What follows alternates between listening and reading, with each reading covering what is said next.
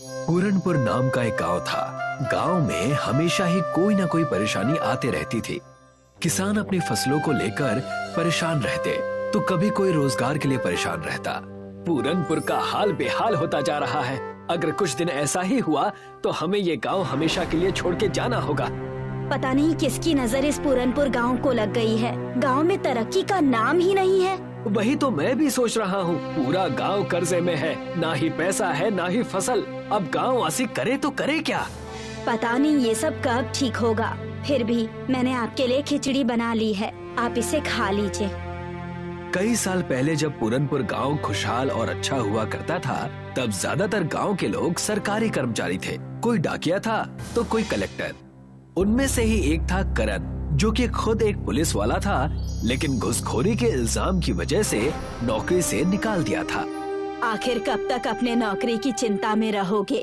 जाकर बाहर टहलो, घूमो, लोगों से मिलो, तुम्हारा मन अपने आप शांत हो जाएगा। कहीं भी जाओ माँ, सब अपना दुखड़ा रोते रहते हैं। मैं इन सब चीजों से परेशान हो गया हूँ। इतना कहकर करण घर से बाहर चला जाता है और जाकर अपने बचपन के दोस्त राधु से मिलता है। आ गए दोस्त, अब तुम भी अपना दुखड़ा सुना सकते हो मुझे। मैं हूँ ही इसलिए। लगता है आज भी तुम्हें किसी ने नौकरी छूट जाने का ताना सुना दिया।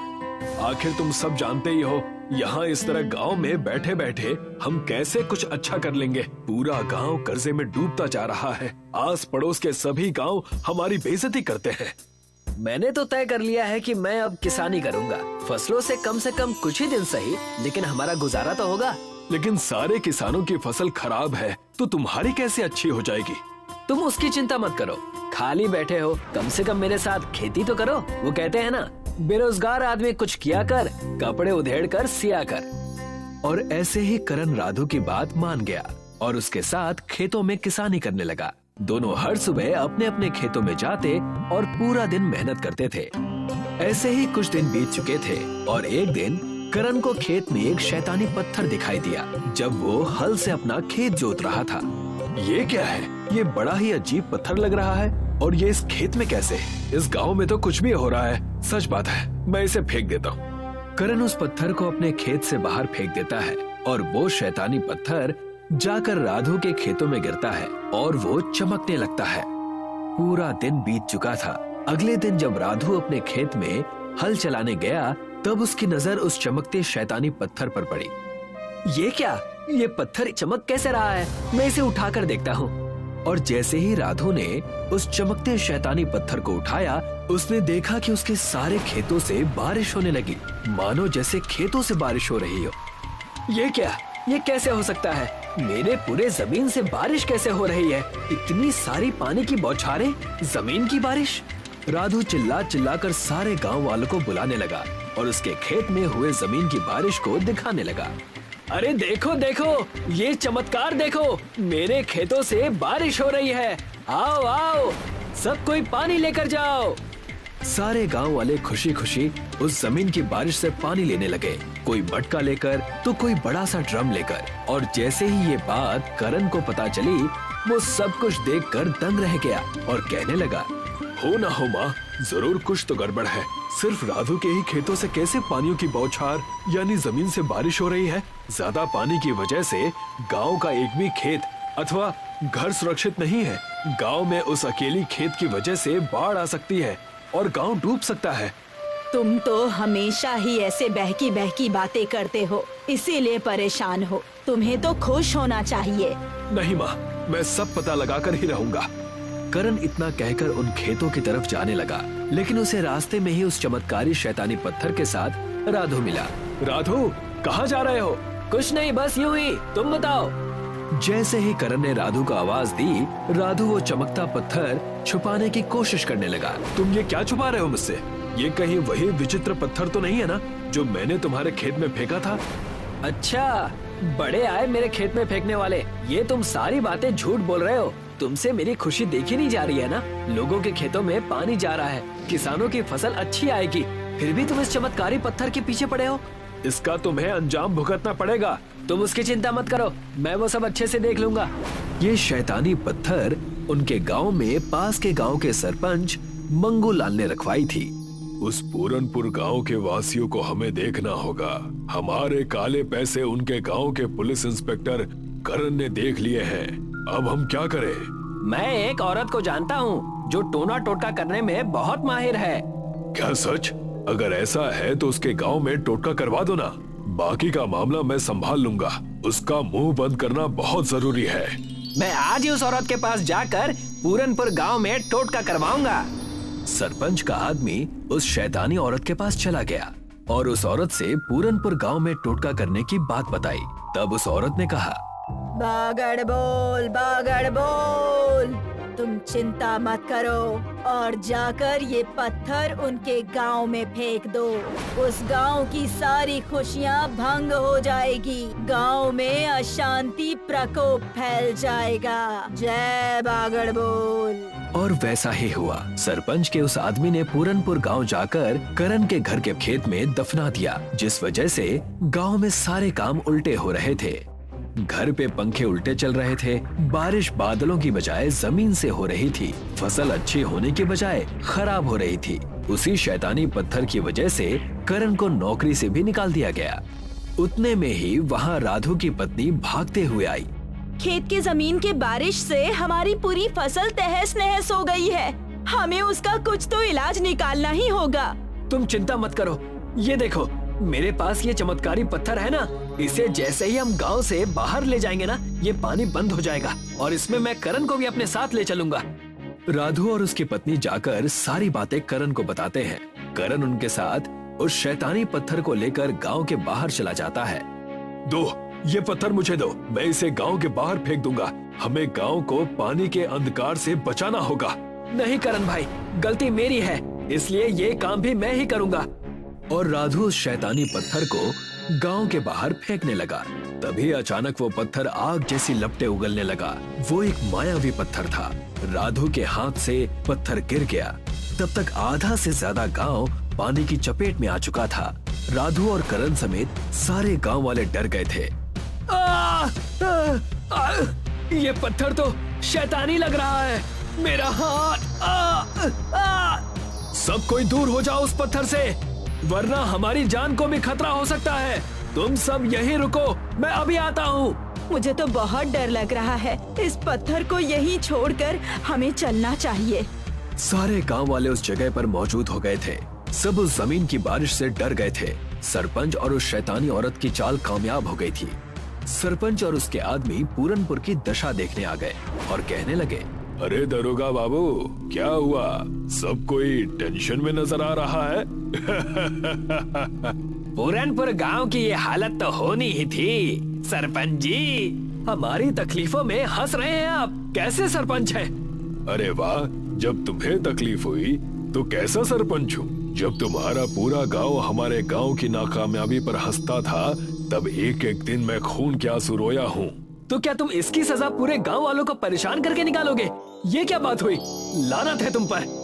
उतने में वहाँ पर करण उस शैतानी औरत को लेकर आ जाता है और कहता है, सब ठहर जाओ, मेरे पास इस चीज से बचने का उपाय है। मैंने शैतानी औरत को सारी बात बताई। इन सब के पीछे सरपंच और उसके घुसखोर आदमी है। एक तरफ वो शैतानी औरत मंत्र पढ़ने लगी, दूसरी तरफ करण ने उस पत्थर को तोड़कर जमीन से होने वाली बारिश खत्म हो गई। लेकिन करण ने उस पत्थर के टुकड़े को सरपंच के गांव की तरफ फेंक दिया। नहीं, ये मत करना, वरना हमारा गांव चकनाचूर हो जाएगा। हमारे गांव में भी फसल इत्यादि खराब हो जाएंगे। पूरनपुर की जमीन की बारिश अब फूलपुरा गांव में होने लगी थी। फूलपुर वासी अपने सरपंच के काले कारनामों की वजह से गांव छोड़कर चले गए। करण को उसकी नौकरी फिर से मिल गई। राधु अपनी पत्नी के साथ खेती में फिर से लग गया। पूरनपुर में सब कुछ अच्छा होने लगा, लेकिन सरपंच के गांव में आज भी जमीन से बारिश हो रही है।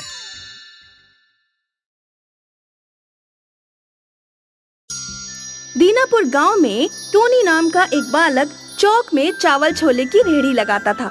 उसका काम ठीक ठाक चल रहा था। उससे कुछ दूर ही एक बूढ़ी औरत चाय की ठेली लगाकर चाय बेचती थी।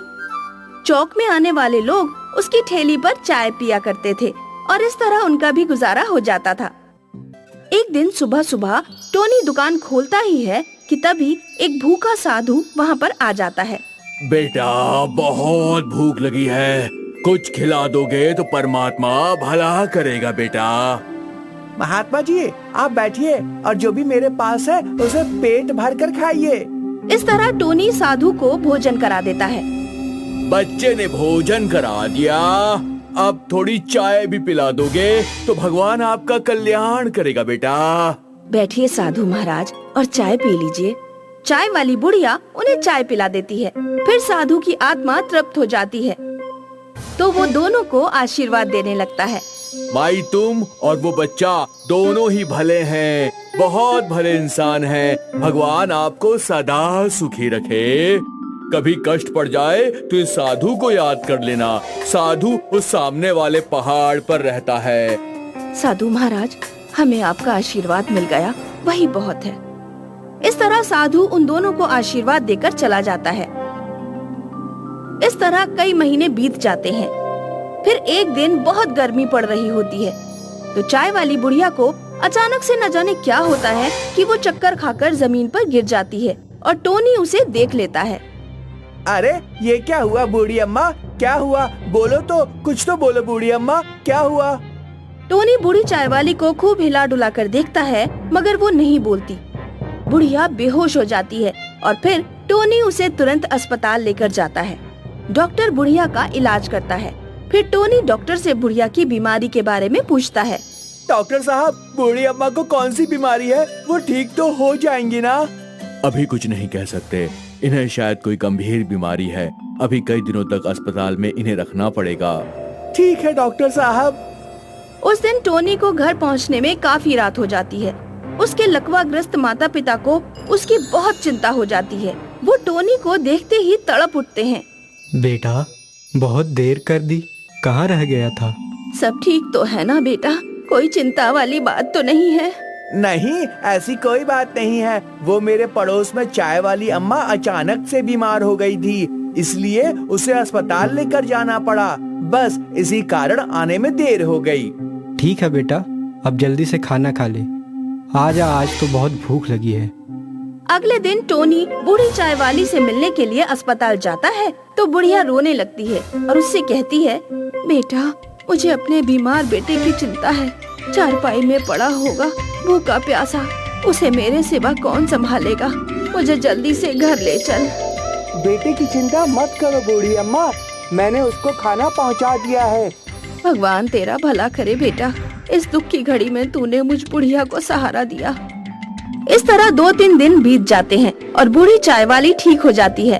टोनी उसकी अस्पताल से छुट्टी कराकर घर छोड़ने के लिए अपने साथ लेकर चल पड़ता है।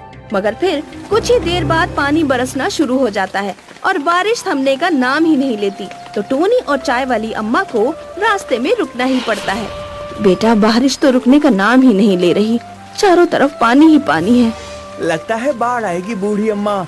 अगर बाढ़ आ गई तो हमारा तो धंधा ही चौपट हो जाएगा, खाने के लाले पड़ जाएंगे। जो ऊपर वाले को करना है वो तो करना ही है बेटा, इसमें हम क्या कर सकते हैं? ठीक कहती हो बूढ़ी अम्मा। फिर टोनी और बूढ़ी चाय वाली दोनों बारिश के थमने का इंतजार करते हैं मगर बारिश नहीं थमती। चारों तरफ पानी ही पानी नजर आने लगता है और भयंकर बाढ़ आ जाती है। वे दोनों बाढ़ में फंसकर उदास भाव से अपने अपने घर वालों की चिंता में डूब जाते हैं। बूढ़ी अम्मा, मेरे अपाहिज माँ बाप का क्या होगा? वो तो अब मर ही चुके होंगे। मेरा बीमार बेटा भी इस बाढ़ में बह गया होगा। मेरा तो इस बाढ़ ने सब कुछ लूट लिया बेटा। वे दोनों अपने घर वालों की सलामती को लेकर चिंता में पड़े होते हैं मगर उधर कुछ अलग ही चमत्कार हो रहा होता है। बाढ़ का पानी सब जगहों पर घुस जाता है मगर उनके घरों में सूखा ही रहता है। टोनी के घर में वही साधु नजर आते हैं जो एक रोज उसके पास भोजन करने गए थे। तुम हो टोनी के माता पिता? हाँ साधु महाराज, हम ही हैं। हमें लकवा मार गया है और हम बिस्तर में पड़े हैं। 3 दिन से भूख से तड़प रहे हैं। घबराओ मत, अब और बिस्तर में नहीं पड़े रहोगे। ये कहकर साधु टोनी के माता पिता को स्वस्थ कर देते हैं और वे दोनों अपने पैरों पर उठकर खड़े हो जाते हैं। इसके साथ ही टोनी के घर में सोना बरसने लगता है, यानी सोने की बारिश होने लगती है। ये सब चमत्कार करने के बाद साधु वापस चले जाते हैं और उसी समय किसी तरह टोनी भी अपने घर पहुंच जाता है। टोनी अपने घर को सही सलामत देखकर साधु से मिलकर बहुत खुश होता है। अरे महात्मा जी आप। हाँ हाँ बेटा, मैं भगवान की कृपा से सब ठीक है। जाओ अपने माता पिता से मिलो। फिर जैसे ही टोनी घर में घुसता है तो देखता है घर में सोने की बारिश हो रही है। उसके माता पिता दोनों अपने पैरों पर खड़े हैं। ये देखकर टोनी की खुशी का ठिकाना नहीं रहता। साथ ही उसके माता पिता भी उसे देखकर फूले नहीं समाते। देखो बेटा देखो, हम ठीक हो गए और घर में सोना बरस रहा है। पर ये सब हुआ कैसे? सब उसी साधु का चमत्कार है बेटा। वो अभी अभी यहाँ से गए हैं। ये चमत्कार देखकर टोनी बहुत खुश होता है और साधु का धन्यवाद करता है। मगर तभी उसको गरीब बूढ़ी अम्मा और उसके बीमार बेटे की याद आ जाती है। उनकी याद आते ही वो तुरंत कुछ सोना उठाकर बुढ़िया के घर जा पहुँचता है। बूढ़ी अम्मा, ये कुछ सोना रख लो। मेरे घर साधु की कृपा से सोने की बारिश हुई है। जो चमत्कार तेरे घर में हुआ बेटा, वही चमत्कार यहाँ भी हुआ है। उसी साधु ने मेरे बेटे को ठीक कर दिया और मेरे घर में भी सोने की बारिश की है। ये सुनकर टोनी की सभी चिंताएं दूर हो जाती हैं। वो इस चमत्कार और मेहरबानी के लिए उस दयालु साधु का बार बार हृदय से आभार प्रकट करता है। बहुत समय पहले मॉर्गन नाम का एक राज्य था, जहां माइकल नाम का राजा रहता था। राजा के पास दुनिया की हर चीज थी, लेकिन उसके घर कोई संतान नहीं थी। एक दिन राजा के महल में एक बूढ़ा फकीर आया। फकीर बाबा, मेरे पास सब कुछ है लेकिन संतान नहीं है। क्या आप कोई ऐसा उपाय बता सकते हैं जिससे मेरे महल में किलकारियां गूंज उठें? यहाँ से पूरब में 70 मील दूर एक पहाड़ी है और पहाड़ी के ऊपर एक छोटा सा चर्च है। अगर उस चर्च में तुम दुआ मांगो तो तुम्हारे घर बच्चे का जन्म होगा। राजा ने अपने कुछ भरोसेमंद सैनिकों के साथ पूरब दिशा में यात्रा शुरू की। करीब 40 मील चलने के बाद राजा को पहाड़ी और चर्च दिखाई देने लगे, लेकिन पहाड़ी और राजा के बीच 30 मील का घना जंगल था। सैनिकों, हमारे और हमारे लक्ष्य के बीच सिर्फ 30 मील का एक जंगल है। इसे पार करते ही हम लक्ष्य तक पहुंच जाएंगे। वो जंगल साधारण जंगल नहीं था, वहां एक जादूगरनी रहा करती थी। तो महाराज चर्च में जाकर अपनी अधूरी इच्छा पूरी करने जा रहा है। मैं इसकी मेहनत पर पानी फेर दूंगी। जब राजा जंगल से गुजर रहे थे तो जादूगरनी ने राजा पर जादू फेंका और राजा को उस जादू से प्यास लगने लगी। मुझे बहुत प्यास लग रही है। सैनिकों, तुम चारों दिशाओं में जाओ और पानी ढूंढो। इस तरह राजा बिल्कुल अकेला रह गया। जादूगरनी ने एक सुंदर स्त्री का रूप धारण किया और मटका लेकर राजा के पास से गुजरी। सुनो, क्या तुम मुझे पानी पिलाओगी? प्यास के कारण मेरा गला सूख रहा है। सुंदर स्त्री ने अपना मटका नीचे झुकाया और राजा ने खूब छक कर पानी पिया। पानी पीकर राजा आगे के सफर पर रवाना हो गया। इस पानी का असर राजा को 19 साल बाद पता चलेगा। राजा पहाड़ी के चर्च पर प्रार्थना करके लौट आया।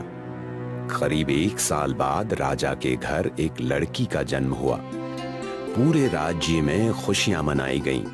लड़की का नाम कैटरीना रखा गया। कैटरीना जब बड़ी हुई तो वो एक बहादुर, समझदार और नेक दिल युवती बनी। रानी गुजर चुकी थी और राजा का स्वास्थ्य अच्छा नहीं रहता था। इसलिए राजा ने सोचा, मुझे अपनी बेटी की शादी कर देनी चाहिए। राजा के पड़ोस में सिवाकस नाम का राज्य था। सिवाकस के राजा का बेटा भी कैटरीना की उम्र का था। उसका नाम था डॉविन। डॉविन एक खूबसूरत नौजवान और बहादुर योद्धा था। एक बार जब डॉविन के पिता कैटरीना के पिता के राज्य में घूमने आए तो उन्होंने कैटरीना और डॉविन की शादी तय कर दी। लेकिन शादी से कुछ दिन पहले ही कैटरीना बुरी तरह से बीमार पड़ गई। ये उस पानी का असर है जो मैंने राजा को पिलाया था। मैं उसी समय जानती थी कि राजा की लड़की होगी और राजा अपनी लड़की की शादी सिवाकस राज्य के राजकुमार से करेंगे। लेकिन राजकुमार डॉविन की शादी सिर्फ मेरी बेटी से होगी। कोई भी कैटरीना की बीमारी का तोड़ नहीं ढूंढ पाएगा। राजा ने राज्य के अच्छे से अच्छे व्यक्ति को बुलाया और अपनी बेटी का इलाज कराया, लेकिन कोई दवाई कैटरीना पर असर नहीं कर पा रही थी। अंत में राजा के पास एक बहुत बूढ़ा फकीर आया जिसकी उम्र 100 वर्ष से अधिक थी। राजा साहब, क्या आपने मुझे पहचाना? मैं वही फकीर हूँ जिसने आपको 20 साल पहले पूर्व दिशा में पहाड़ी पर भेजा था। हाँ, मुझे सब कुछ याद है। आप बहुत सही समय पर आए हैं। आपकी बात सही निकली। मेरी बेटी का जन्म हुआ, लेकिन फिलहाल वो मृत्युशैया पर है। मुझे सब कुछ पता है राजा साहब। जब मैंने राजकुमारी की बीमारी के बारे में सुना, तब मैं सीधा आपके पास चला आया। फकीर बाबा, क्या आप कोई तरकीब बता सकते हैं जिससे मेरी बेटी ठीक हो जाए? आप जो मांगेंगे मैं वो दे दूंगा। आप चाहे तो आधा राज्य मांग सकते हैं। इस उम्र में मेरी जरूरतें बहुत कम हैं, लेकिन मैं राजकुमारी को ठीक करने का नुस्खा जानता हूँ। महाराज, आपको उसी जंगल में जाना होगा जो 40 मील दूर पूरब दिशा में है। जंगल के बीचों बीच एक लाल रंग की पत्तियों वाला खास पेड़ है। उस पेड़ के पत्तों को ले आइए, उन्हें पीसिए और घोल बनाकर अपनी बेटी को पिला दीजिए। आपकी बेटी स्वस्थ हो जाएगी। वो बूढ़ा सन्यासी, उसने मेरे किए कराए पर पानी फेर दिया। मुझे किसी भी हाल में राजा को लाल पेड़ तक पहुंचने से रोकना होगा। जादूगरनी ने राजा के रास्ते में 7 दलदल पैदा कर दी, लेकिन राजा का घोड़ा 7 दलदल पार कर गया। फिर जादूगरनी ने 7 जगह आग लगा दी। राजा का घोड़ा आग को भी पार कर गया और लाल पेड़ तक पहुंच गया। राजा जड़ी बूटी ले आया और राजा की बेटी स्वस्थ हो गई। इससे पहले कि राजा दोबारा शादी की तैयारियां शुरू करते, राजा के पास एक बूढ़ी औरत आई। महाराज, मैं आपके पड़ोसी राज्य सिवाकस से आई हूँ, जिसके राजकुमार डॉविन से आपकी बेटी का ब्याह होने वाला है। बताओ, तुम्हें क्या कहना है? महाराज, राजकुमार डॉविन की उम्र सिर्फ 1 बरस और शेष है। ये तुम क्या कह रही हो? जब डॉविन का जन्म हुआ था तो एक ज्योतिष ने भविष्यवाणी की थी कि डॉविन 21 वर्ष में मर जाएगा। जब मुझे पता लगा कि आप अपनी बेटी का विवाह डॉविन से कराना चाहते हैं, तो मैंने आपको सच बताना उचित समझा। वो औरत कोई और नहीं बल्कि जादूगरनी ही थी।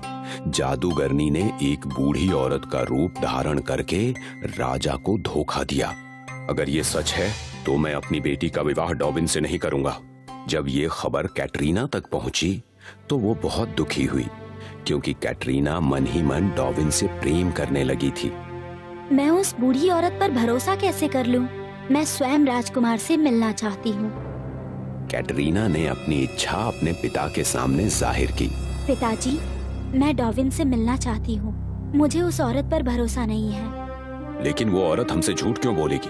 तुम्हारा अब डॉविन से मिलना उचित नहीं। डॉविन के पिता ने हमें सच न बताकर हमें धोखा दिया है। जब राजा ने कैटरीना को डॉविन से मिलने की इजाजत नहीं दी, तो कैटरीना ने गुप्त तरीके से डॉविन से मिलने का फैसला किया।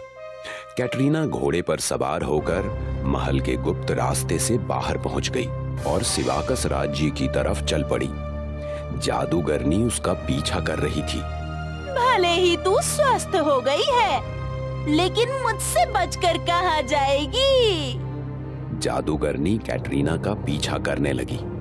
कैटरीना एक तालाब पर पानी पीने के लिए रुकी। जादूगरनी ने एक सुंदर लड़की का रूप धरा जिसके हाथ में मटका था। उस तालाब का पानी गंदा है, मेरे पास स्वच्छ जल है, अगर तुम पीना चाहो।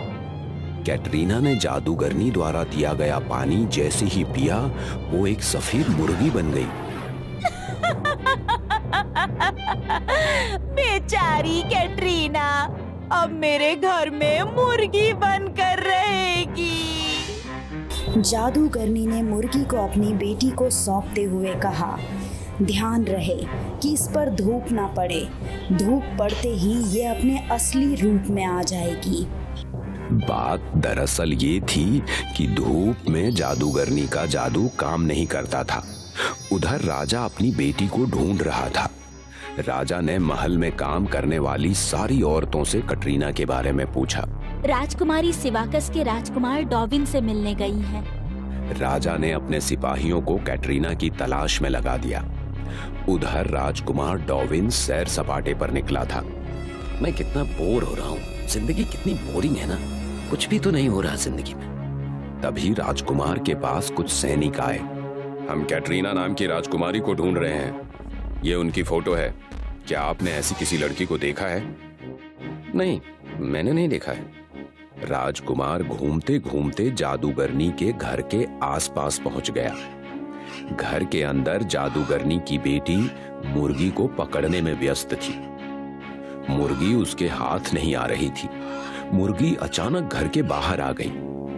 उस पर जैसे ही धूप पड़ी वो राजकुमारी में बदल गई। डॉविन ने उसे पहचान लिया। तुम तो वही हो जिसकी अभी कुछ देर पहले मैंने तस्वीर देखी थी। मैंने भी तुम्हारी तस्वीर देखी है। तुम सिवाकस के राजकुमार डॉविन हो ना, जिससे मेरी शादी तय हुई थी? कैटरीना ने राजकुमार को सब कुछ बता दिया। आने दो उस जादूगरनी को, मैं उससे निपटता हूँ। कुछ देर बाद राजा के सैनिक भी वहां पहुंच गए। जादूगरनी को हमेशा के लिए कैद में डाल दिया गया। इस तरह कैटरीना और डॉविन का मिलन हुआ और उन दोनों का विवाह हो गया। फिर वे हमेशा के लिए खुशी खुशी रहने लगे।